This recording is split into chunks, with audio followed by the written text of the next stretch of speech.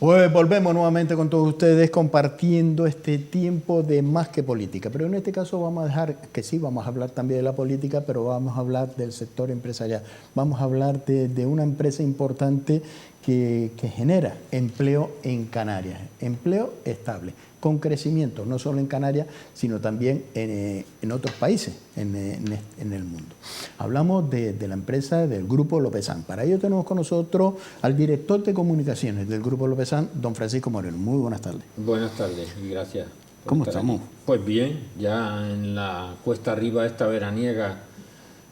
donde está uno pensando en cuándo llegarán las vacaciones, pero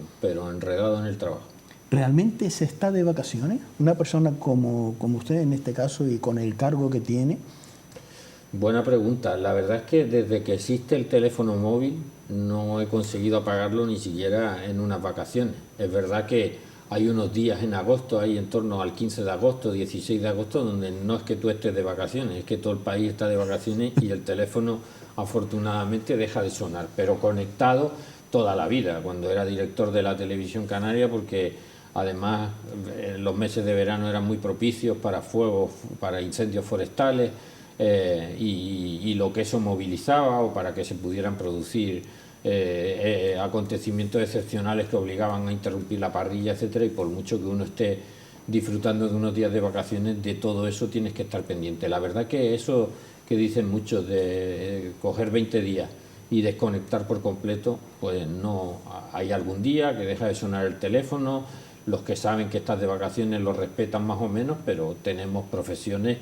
que desde luego impiden desconectar completamente, aunque ya digo, tampoco me quejo porque bueno, forma parte de lo que ya uno tiene perfectamente asumido, y esto lo hacen más por devoción que por obligación.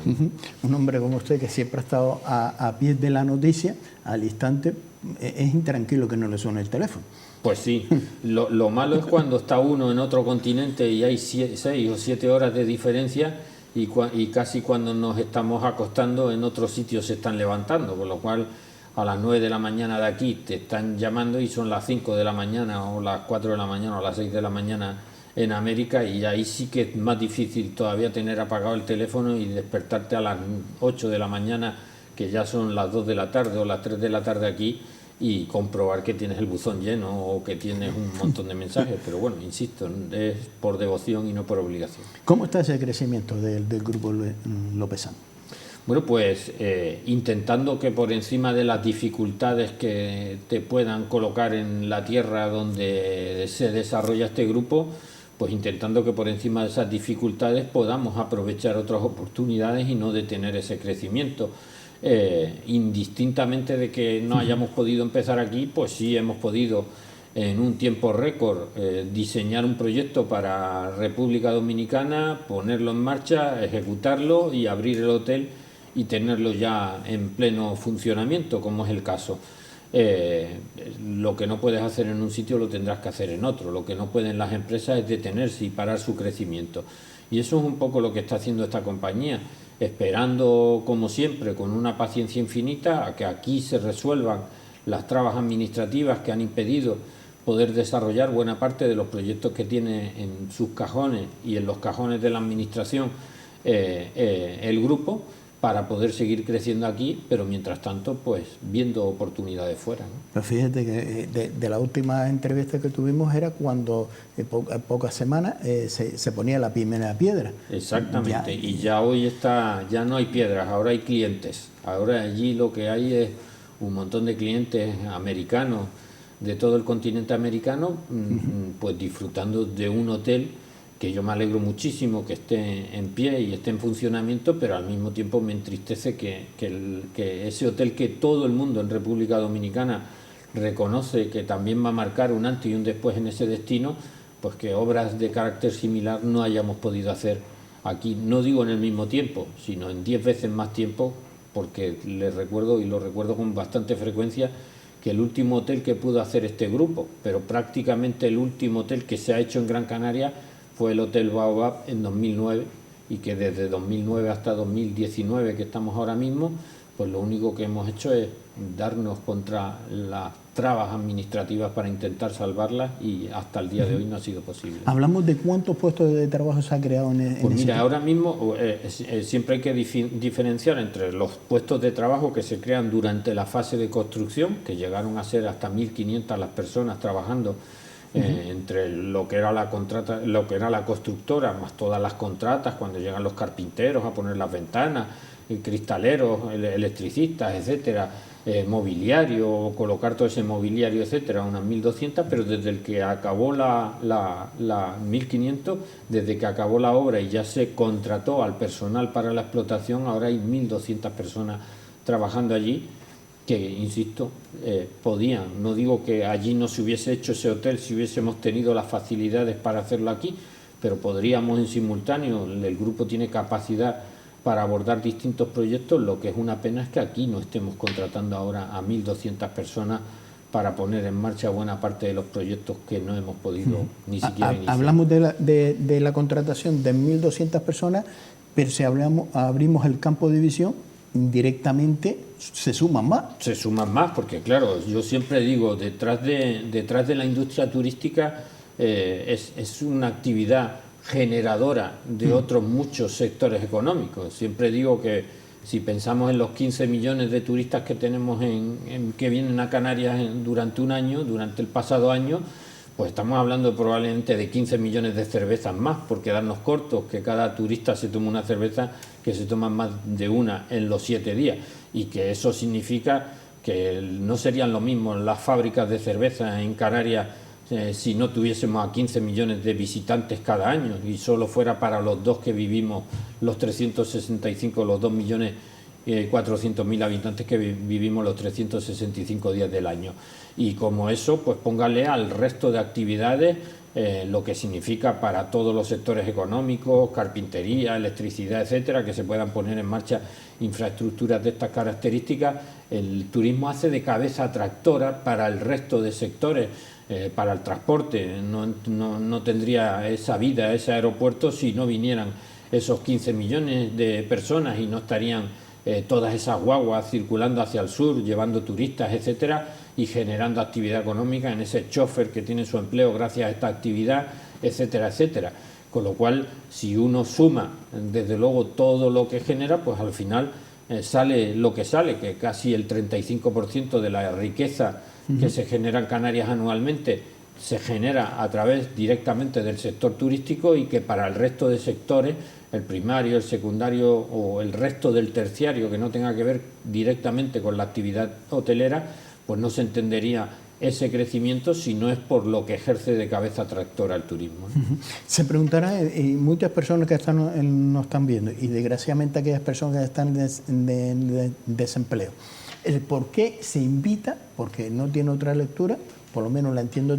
así, que los inversores, que los propios empresarios canarios que quieren invertir en Canarias, en este caso en Gran Canaria, tengan que invertir fuera y no lo dejen que invierta para poder cubrir una demanda, por supuesto, esa demanda de ser competitivo. Bien, la fiesta va por barrios. Vamos a ver, las trabas administrativas que este grupo y otros muchos, no hay más que ver la prensa, se han encontrado en los últimos 8 o 9 años, se producen concretamente en un municipio, que es donde se producen esas trabas, en San Bartolomé de Tirajana. Yo espero que la nueva mayoría de gobierno sea consciente de que probablemente una de las razones que provocó el cambio electoral y el que hubiera una mayoría de ciudadanos de San Bartolomé que apostaran por fuerzas políticas que no estaban en ese momento en el gobierno, tiene que ver con esa percepción que usted me traslada, el que allí no se podía hacer nada. Porque mientras allí no se podía hacer nada, en islas como en Tenerife no ha dejado de hacerse, que allí hay 2 o 3 municipios, Adeje y Arona fundamentalmente, en los que constantemente vemos en la prensa que se ponen en marcha nuevos proyectos, y que eso es lo que provoca que aproximadamente 1,5 millones de turistas más vayan a Tenerife que a Gran Canaria, que teniendo nosotros las mejores playas y teniendo un historial turístico en el que siempre fuimos líderes hasta que hace unos 15 años aproximadamente se produce ese sorpaso, que evidentemente todas las moratorias y todas las dificultades y las trabas que se han puesto desde el principal municipio turístico, ya no solo de Gran Canaria, sino de España, que es San Bartolomé de Tirajana, que eso es lo que ha producido esa diferencia y esa ralentización en el crecimiento.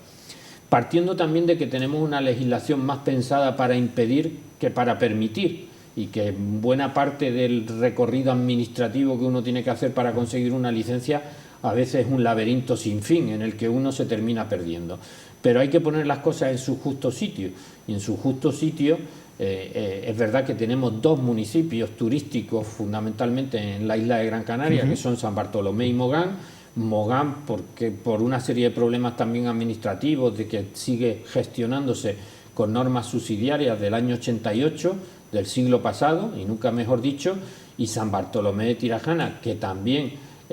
probablemente en todo esto también influyan que quienes terminan, a veces concentramos en la política todos los males y el origen de la... Yo creo que la política es responsable de que lo que no se puede hacer también se puede hacer, pero la realidad evidente es que muchas veces son los técnicos los que en función de determinadas circunstancias impiden el desarrollo de proyectos que desde el punto de vista político sí que podría haber una voluntad para que se desarrollen, pero hoy en día cualquiera le dice, frente a un informe negativo de un técnico, cualquiera asume la responsabilidad de poner en marcha algo,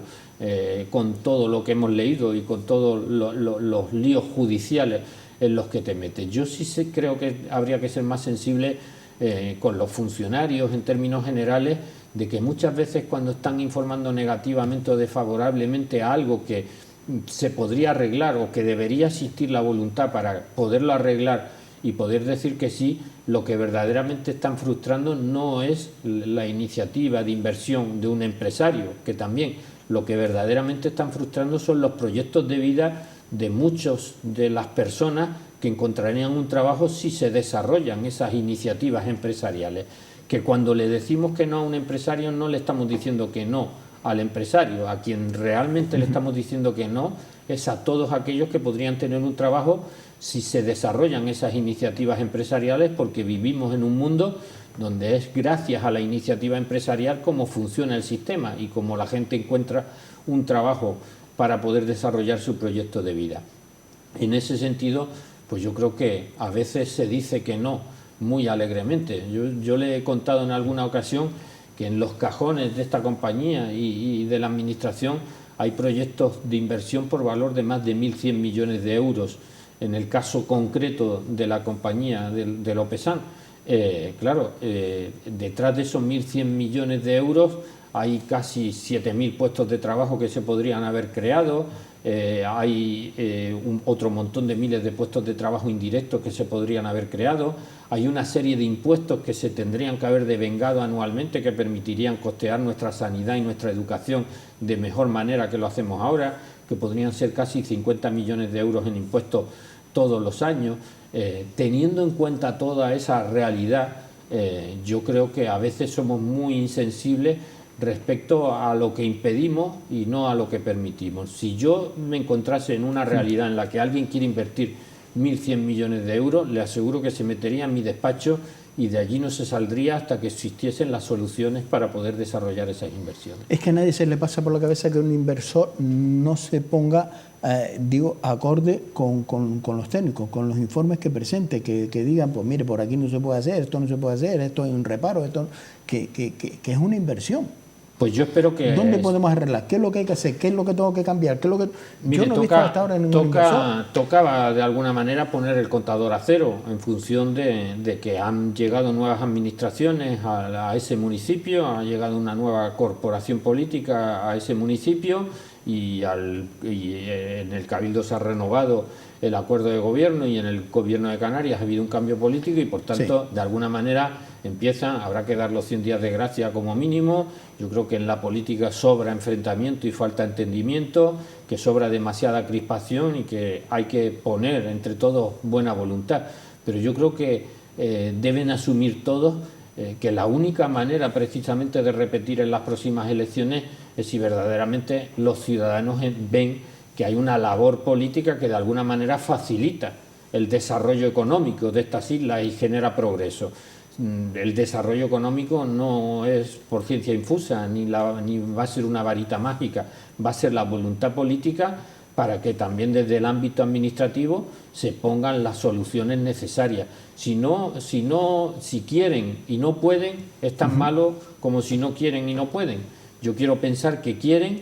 y lo que no sé es si podrán. Vamos a darles el margen necesario para ver si pueden, si dentro de esa normativa a veces que cuesta desentrañar, esa madeja administrativa, esa maraña administrativa, como dicen muchos, y la voluntad de los funcionarios para que de verdad estén más al servicio de permitir que no de impedir, pues vamos a ver si cambiamos esa dinámica, porque si no tendremos más de lo mismo, un descenso de la actividad turística como la que ya se está produciendo, porque si solamente ofrecemos sol y playa y unos alojamientos anticuados y poco renovados y no adaptados a lo que se necesita en el siglo XXI, hay otros muchos sitios que tienen sol, también tienen playa y tienen mejores instalaciones que nosotros a un precio más barato que el nuestro, porque tienen una mano de obra a la que pagan desde luego unos salarios mucho más baratos que los que se producen en el continente europeo y concretamente en Canarias. Si no, la gallina de los huevos de oro dejará de dar huevos de oro. La terminamos matando. Así de claro. Y la mayor industria que tiene Canarias, nos guste o no nos guste, se llama turismo. Desde luego no hay ninguna otra. Puede haber otras muchas actividades de las que apostar y generar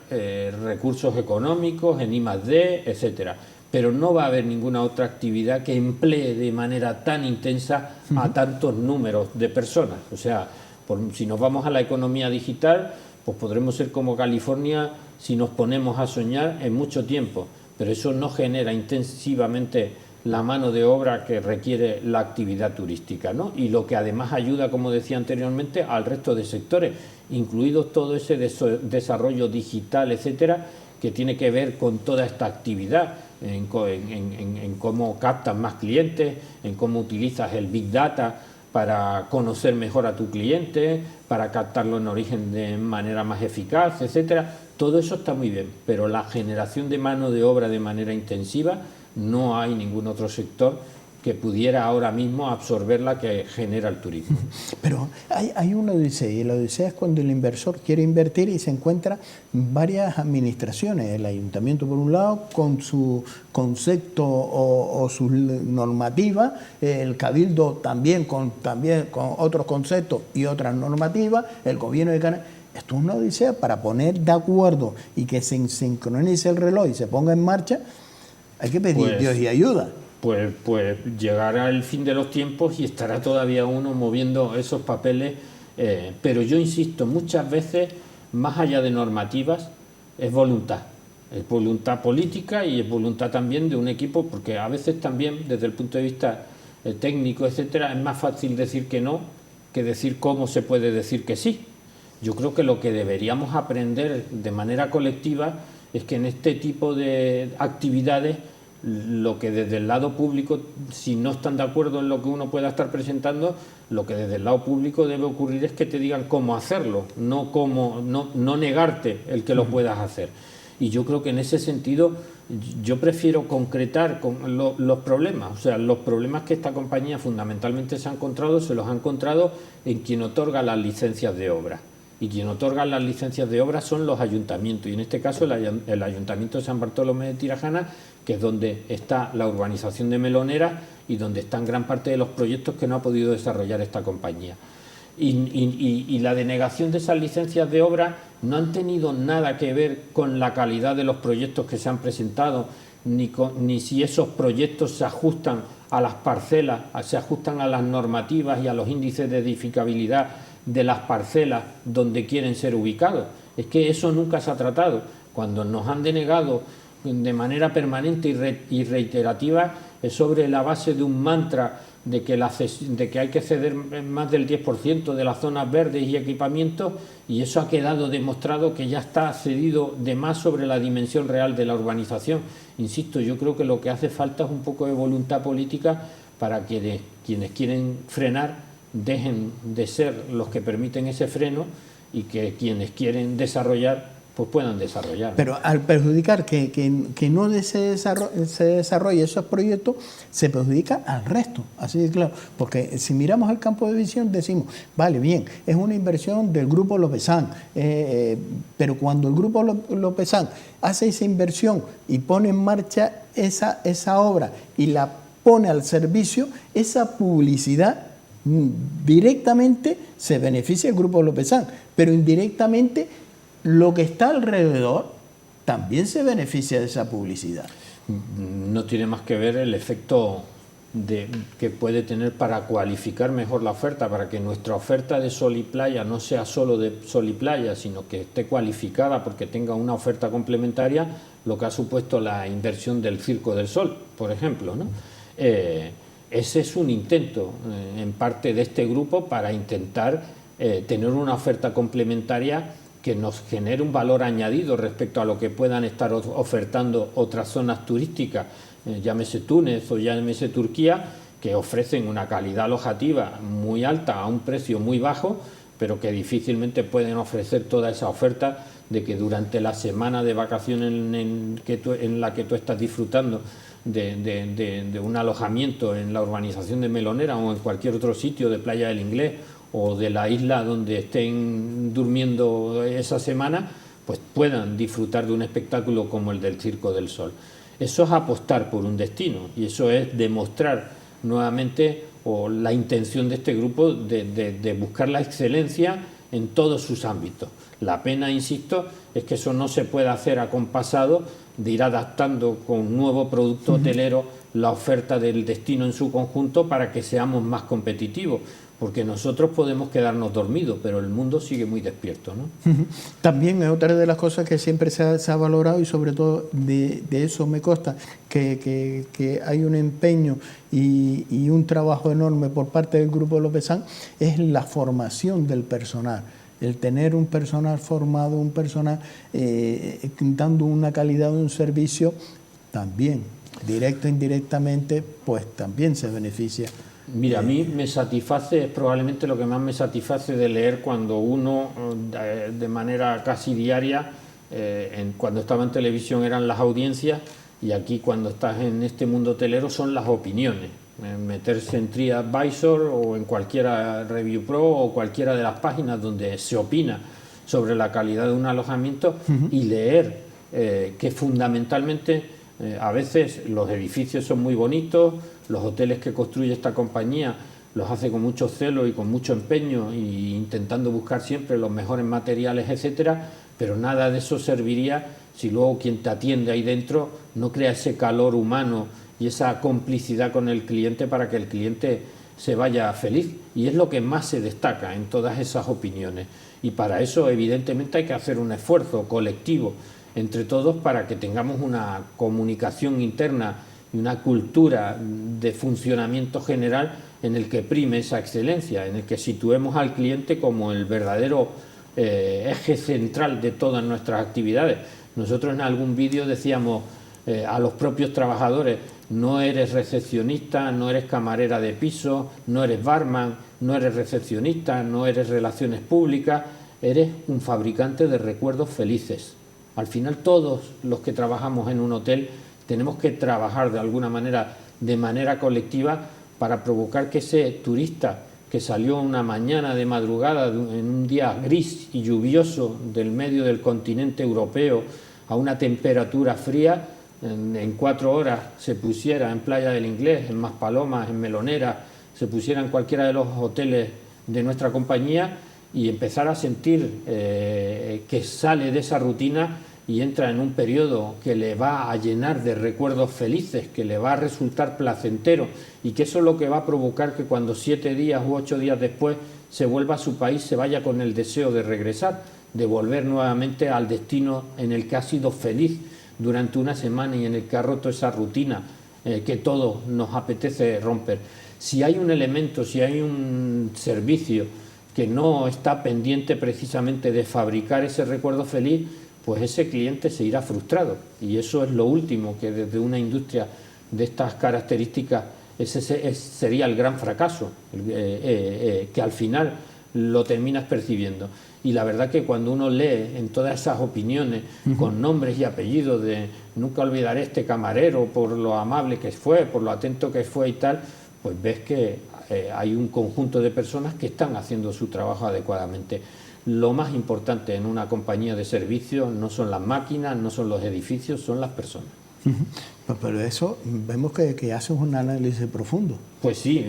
es parte de mi trabajo, es parte de mi trabajo ver, porque a través de eso se pueden percibir también o se pueden predecir futuras crisis que se puedan tener de reputación, etcétera, y en función de todo eso uno tiene que ser, al final hay una máxima que yo creo que del refranero español de toda la vida, que es que el cliente siempre tiene razón. Y yo creo que el que trabaja en una empresa de servicios tiene que partir de ese hecho, de que el cliente siempre tiene razón, cuando nos lo agradece el servicio que ha recibido y también cuando nos lo critica, que de vez en cuando, pues lógicamente se cometen errores. Sobre todo en este caso, pero los errores siempre se reconducen. Se reconducen si uno tiene primero la humildad de reconocer que se han producido y segundo,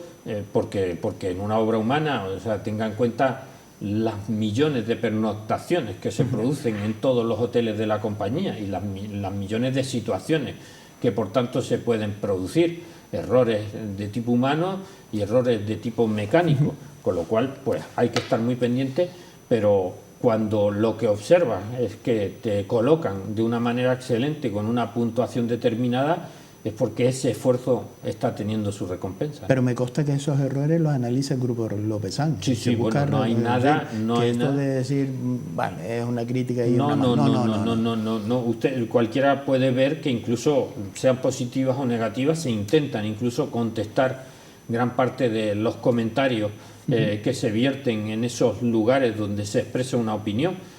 con todo el riesgo que tiene además en este mundo digital, que todo el mundo puede opinar y todo el mundo puede... Yo siempre digo que hace 15 o 20 años alguien encontraba un pelo en la sopa quedándose en un hotel y por desagradable que aquello fuera, cuando llegara a su casa se lo podía contar al vecino de abajo, al vecino de arriba, a su familia y a 4 amigos más, pero no iba a pasar de las 40 o 50 personas como mucho que le pudiera contar ese hecho. Hoy a la media hora de que te encuentres ese pelo, lo colocas como opinión negativa en un portal de estos de opiniones y de opiniones sobre alojamientos y lo pueden leer 11 millones de personas de una tacada, con lo cual pues uno también tiene que estar muy pendiente de todas estas nuevas tecnologías, porque hoy la reputación es un intangible. Yo siempre digo que hace 10 años uno podía tener una empresa que funcionara bien con un buen director financiero y un buen director de recursos humanos. Con tener esos dos elementos bien controlados, la empresa podía funcionar bien. Hoy, por cualquier circunstancia, se te puede producir una crisis de reputación. Lo estamos viendo en República Dominicana, lo que ha ocurrido con los estadounidenses, como una verdad media se termina convirtiendo en algo inexorable que no tiene ningún tipo de sustento. La semana pasada Nivea, la de las cremas de la lata azul, tuvo otra crisis enorme porque uno de sus directivos dijo que no hacía publicidad para gays porque había un anuncio donde se veían 2 personas del mismo sexo y que iban de la mano. Y si no, pregúntele al señor del Pozo cuando Jordi Évole se le metió en la granja de cerdos y al día siguiente se produjo lo que se produjo en las ventas de esa compañía. Hoy en día la reputación es uno de los intangibles más delicados de gestionar de una empresa y hay que tener mucha atención puesta en ella, ¿no? Y ahí es donde se invierte mucho dinero por parte de las empresas. Bueno, se invierte sobre todo, yo soy de los que piensa que no hay que actuar sobre las opiniones. No, yo digo, la inversión es en la formación, en el servicio, en actualizar el equipamiento. Exacto, esa es la inversión. A eso me quería referir. Que la garantía de que vas a obtener una buena opinión es que ofrezcas un buen servicio y ahí no repares en los gastos que exija tener el mejor de los servicios, las instalaciones en el orden más adecuado, con la mayor limpieza, que nadie se pueda quejar ni por la comida, ni por cómo está, ni si te han hecho la habitación bien o no, etcétera, etcétera. El día que todo eso lo haces bien, vas a tener buenas opiniones. Y a veces cuando tenemos alguna, en el arranque de una actividad, etcétera, se producen quejas, etcétera, pues siempre digo lo mismo, resolvamos los problemas y resolveremos que no haya opiniones negativas sobre esto. Sobre todo, y en este caso, donde también está poniendo hincapié y está proyectando el Grupo Lopeza, y estamos hablando en cuidar el medio ambiente. Efectivamente, yo creo que al final nadie tiene más interés, o debiera tener más interés en tener un entorno paisajístico, por ejemplo, adecuado, que quien vive justamente de esa actividad, porque al final los hoteles los hacemos con ventanas y con balcones y ya alquilan coches para ver la isla, etcétera, con lo cual a todos nos interesa que un turista que viene a esta isla lo que vea sea bonito, no sea un ejemplo de fealdad, con lo cual yo creo que nadie, el turismo debe hacer de cabeza tractora también y debe generar un círculo virtuoso con el paisaje, y eso lo haces a través del paisaje agrícola fundamentalmente. Y en ese sentido la apuesta, por ejemplo, de este grupo en torno a la finca de Beneguera, en torno a generar el esplendor agrícola, introduciendo, o sea, poniendo en cultivo buena parte de los terrenos que en la primera mitad del siglo XX ya se habían puesto en funcionamiento, pues es un compromiso y una apuesta precisamente porque primero necesitas esos alimentos y si no se producen ahí los tendrás que traer de otro sitio, y eso significará que no tenemos la soberanía alimentaria que debemos tener como tierra, que cuanto más aseguremos que lo que consumimos se produce en el mismo entorno en el que se produce ese consumo, más aseguraremos que cualquier crisis mundial que provoque un parón de los transportes, etcétera, no nos deje absolutamente desabastecidos, ¿no? Con lo cual, y además tiene muchísimo valor que tú le puedas decir a tu cliente que eso que va a comer se ha producido en un sitio en el que tú has controlado desde el principio, que no se utilizan abonos químicos, que no se utilizan fertilizantes, que utilizan los cultivos ecológicos para que verdaderamente, y que todo lo demás lo da la naturaleza, lo da ese sol magnífico que tenemos para que la manga tenga el punto de dulzor necesario y no sea amarga ni sea demasiado dulce, que para que todos esos frutales, etcétera, todos hagamos una apuesta por esa soberanía alimentaria, porque así también estamos asegurando que cuando se asomen al balcón estén viendo un paisaje más idílico que destructivo, ¿no? Y por otro lado, promocionar los productos canarios. Exacto. No, decía, el valor que a un cliente le otorga, decir, oiga, mire, esto se ha producido en nuestra finca, y si quiere un día, cuando ya concluyamos todos los trabajos de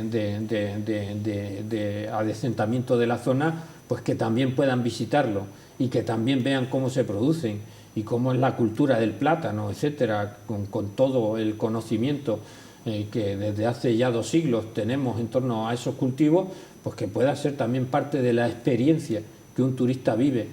que al final lo que va buscando últimamente las corrientes de este siglo XXI son que un turista quiere penetrar en la vida local, en las realidades y en las costumbres y en la cultura. Bien, pues esa puede ser una tarea que yo creo que tiene mucho futuro también. Pero una tarea demandada, incluso por aquellos que nos visitan, quieren conocer Exacto. nuestra cultura, nuestra gastronomía, nuestra idiosincrasia, y no solo quiere... Es que a veces nos hemos empecinado y, hombre, sí, hay que ofrecer otro espectáculo, pero el cliente que viene a visitar Gran Canaria quiere saber de nuestro folclore,